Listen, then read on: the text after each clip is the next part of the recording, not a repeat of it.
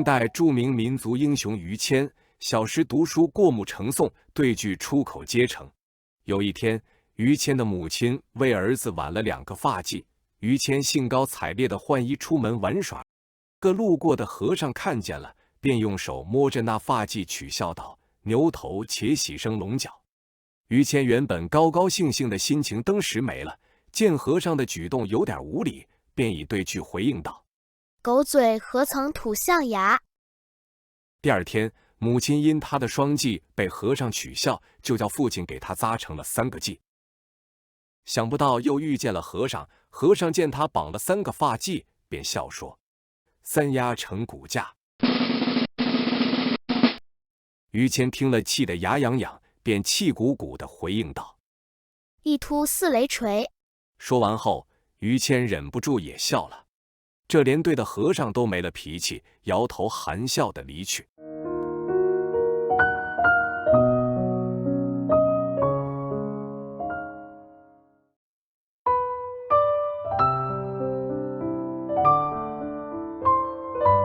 明代文学家谢晋小时候家境贫困，自幼聪明好学，特别擅长于做对联。他家对面住着一个专门欺压百姓的乡绅。有年腊月30，乡绅家里张灯结彩，准备欢度除夕，谢晋家里却缺衣少食，冷冷清清。谢晋想，咱人穷志不穷，也要写副春联贴上。他抬头望了望对面乡绅府内的竹林，提笔写道：“门对千杆竹，家藏万卷书。”乡绅一看，大为恼火，马上下命令：“来人，把这里的竹林给我砍了！”乡绅洋洋得意地说：“看这穷小子还有什么门外千杆竹？”谢晋见乡绅如此可恶，便在春联末尾分别添上1个字，将春联变成“门对千杆竹短，家藏万卷书长长。”乡绅一看，更气得七窍冒烟，盛怒之下，命家人把竹子连根刨掉。他心想，这回看你还添什么短长。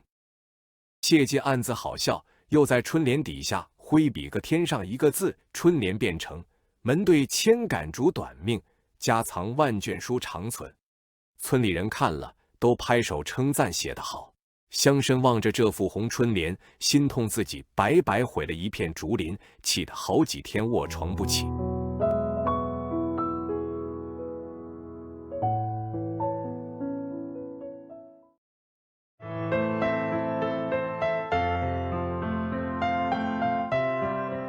明末清初，有个长工的儿子林大茂，7岁就给地主放马，大茂却没钱上学读书，只好每天牵着马到学堂围墙外的草地上放牧，一有机会就溜进去套了一件挂在墙上的长衫，偷听先生讲课。长年累月，大茂已学得满腹学问，能吟诗作对。大茂11岁那年，县里举行了科举考试，村里一些富家子弟坐着大轿，带着书童到县里应试。我的上联是：大茂偷偷地骑上一匹沙灰大马，直奔县衙门应试。他走到县衙门前的时候，便被官员喝住：“哪里来的村野顽童，赶不下马？”大茂毫无惧色地说：“我是来应试的。”官员见大茂3尺孩童，衣衫褴褛，身上沾满泥沙，冷笑道：“我出个对子给你对，对得上就放你去考。”说着，土官便出了个上联：“杀人骑杀马，杀头杀尾杀屁股。”大茂一听，淡淡的对答道：“土官做土城，土头土脑土王法。”土官哑口无言，大茂便骑着沙灰马直奔考场。监考官也没开，不把他放在眼里，说道：“我出个对子，你能对上，就让你进去考。”接着出了一上联：“嫩竹书生，几时等到林大茂？”也没开的上联，意思是林大茂你只不过是一介嫩笋般的书生，几时才能出息成茂盛竹林呢？林大茂又是林大茂的名字，用的是谐音法。大茂一听，知道他是讥讽自己，当即回敬道：“梅花开放，何日见过叶先生？”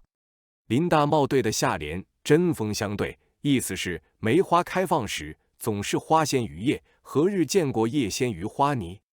叶先生又指叶没开，用的也是谐音法。